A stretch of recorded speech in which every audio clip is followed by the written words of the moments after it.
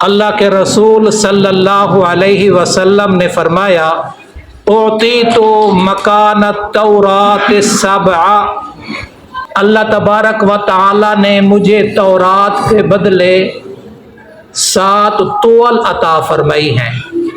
وَأُعْطِيتُ مَكَانَ الزَّبُورِ الْمِئِينَ، اللہ تبارک و تعالی نے زبور کے بدلے مجھے مئین عطا فرمائی ہے۔ وَأُعْطِيتُ مَكَانَ الْإِنْجِيلَ الْمَثَانِي، اور انجیل کے بدلے اللہ تبارک و تعالی نے مجھے مثانی عطا فرمائی ہے۔ وَفُضِّلْتُ بِالْمُفَصَّلِ، اور مجھے خصوصیت عطا کی گئی ہے، مجھے فضیلت دی گئی ہے مفصل کے ساتھ۔ اب تورات کے بدلے اللہ تبارک و تعالی نے پیارے آقا صلی اللہ علیہ وسلم کو قرآن کریم کی پہلی 7 صورتیں عطا فرمائی، سورۃ البقرہ، سورۃ آل عمران، سورۃ نساء، سورۃ المائدہ، سورۃ الانعام اور سورۃ الاعراف اور سورۃ الانفال۔ یہ 7 صورتیں یہ تورات کے بدلے۔ اس 7 صورتوں کے بعد آگے فرمایا زبور کے بدلے اللہ تبارک و تعالی نے مجھے بقیہ 11 صورتیں عطا کی، یہ 18 ہو گئی۔ انجیل کے بدلے اللہ تبارک و تعالی نے مجھے مثانی عطا کی، یہ 20 صورتیں ہیں۔ ان 18 صورتوں کے علاوہ جو پھر بقیہ 20 صورتیں بنتی ہیں وہ اللہ تبارک و تعالی نے مجھے کس کے بدلے عطا کی ہے؟ انجیل کے بدلے۔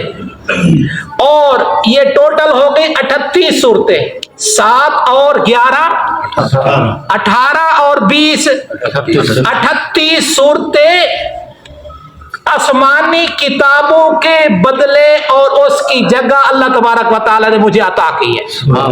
بقیہ تقریباً 76 صورتیں، ان 76 صورتوں کی وجہ سے اللہ تبارک و تعالی نے مجھے شان، مقام، عظمت اور فضیلت عطا کی ہے، اور میری امت کو بھی اسی سے فضیلت ملی ہے۔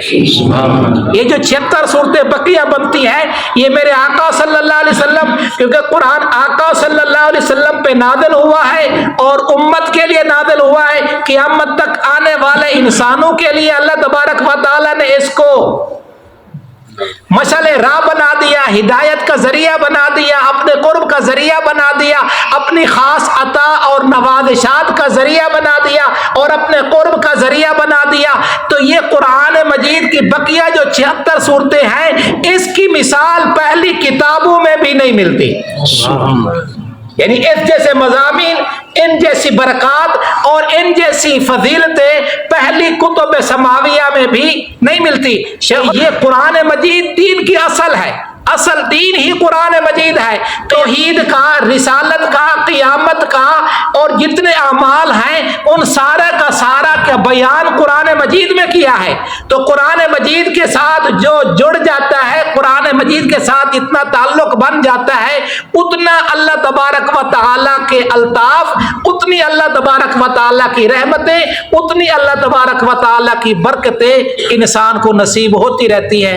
اللہ تبارک و تعالیٰ اس قرآن مجید کے ذریعے ہمارے لیے ہدایت کا فیصلہ فرمائے، اس قرآن مجید کے ذریعے اللہ تبارک و تعالی ہمیں عزت نصیب فرمائے، اور اس کلام مقدس کی برکت سے اللہ تعالی دنیا میں بھی ہمیں حفظ و امان نصیب فرمائے، اور آخرت میں اس کلام مقدس کو ہمارے لیے سفارش کرنے والا بنائے۔